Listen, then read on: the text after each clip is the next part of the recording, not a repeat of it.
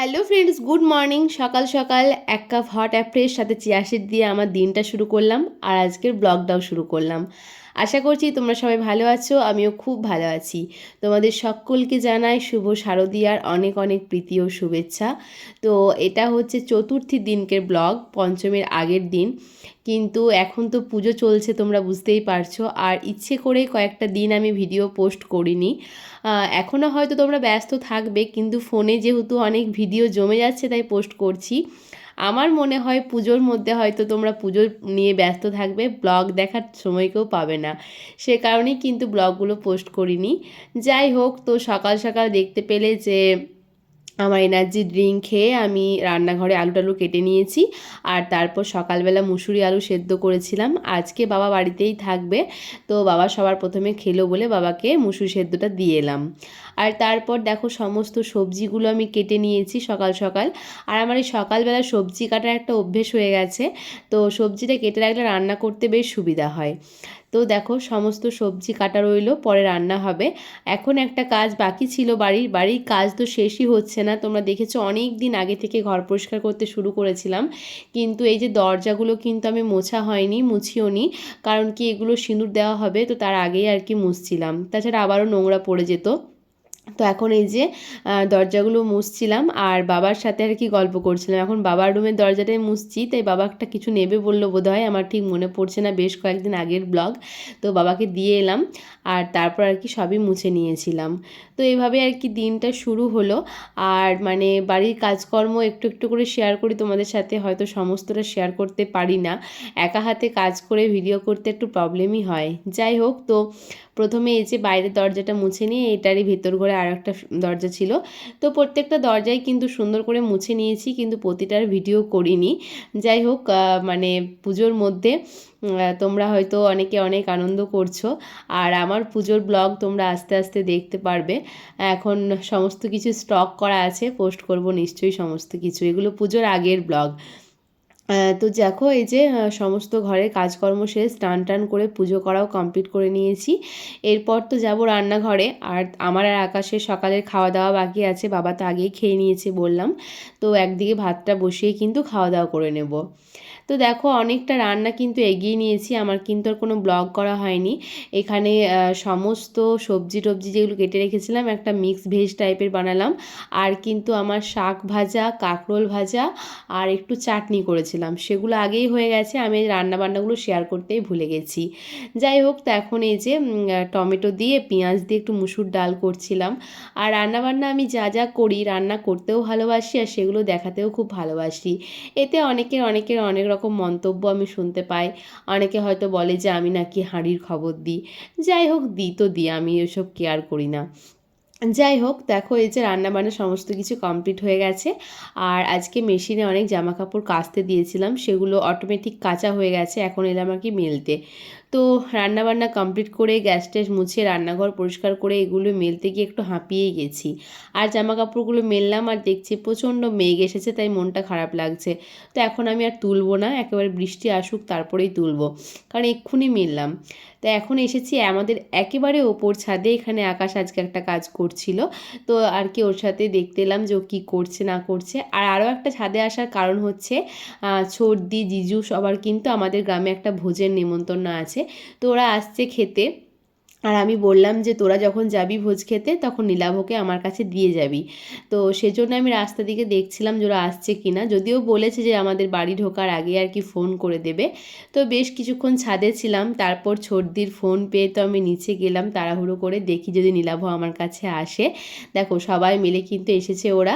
আর নীলাভকে এখন আমি গাড়ি থেকে নামিয়ে নেব। প্রথমে কিন্তু সত্যি প্রচণ্ড কান্নাকাটি করছিল, তারপর অনেক ভুলিয়ে তারপর মানে ছাগল দেখিয়ে, গরু দেখিয়ে, এইসব দেখিয়ে ওকে কিন্তু শান্ত করা হয়েছে, বুঝতে পেরেছো? এখন ওর সাথে আমি অনেক গল্প করছিলাম, কিন্তু এখন পুরো স্ট্যাচু, একটা কথাও বলছিল না, শুধু চুপচাপ আমাদের মুখগুলো দেখছিল। এমন নয় যে ও আমাকে চেনে না বা হয়তো আমাকে প্রথমবার দেখছে, সেরকম কোনো ব্যাপার নেই, ভিডিও কলে দেখলেই মিমি করে চিৎকার করতে থাকে।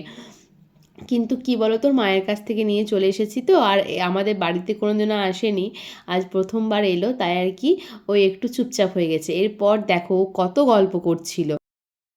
দিদি কই? ঢা ঢা ঢা ঢা।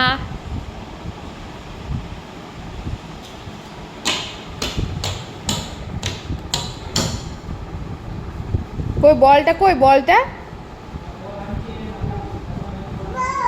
বল বল আনছে আনছে, বল আনছে, বল।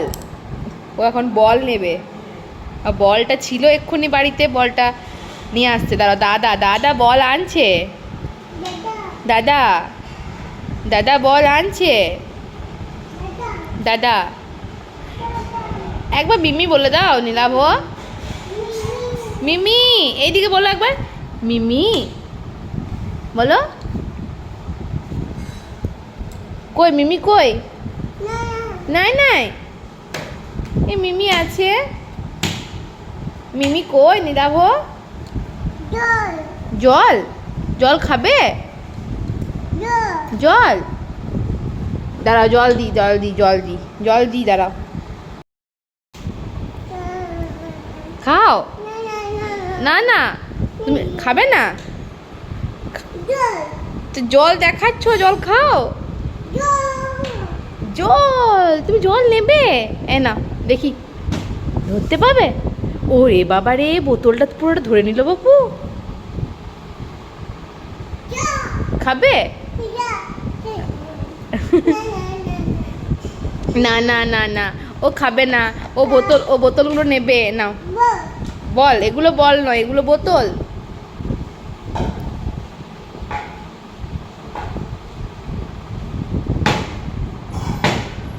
আজ দাদা বল নিয়ে এসছে।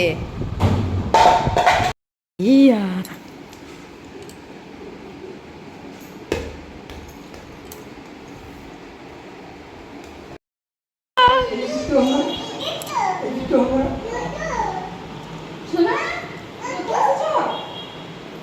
ভাত খেলো না? ভাত খাওয়াতে গেলাম তো। বলে না যে কত মেয়ে বলে ফোনে, কত ফোনে মেয়ে বলে একবার বলে না। বলছি দেখো আসছি। এসো এসো এসো আমার কাছে এসো। আসছি আরে মশাই তৈ তৈ দেখাবে, তৈ তৈ। আসছি বলো, আসছি বলো। এসো এসো এসো, না জলটা দাও, জল খায়। দাও দাও, এই জল খাবো, এই খাই আমি। না না, প্রণাম করছে।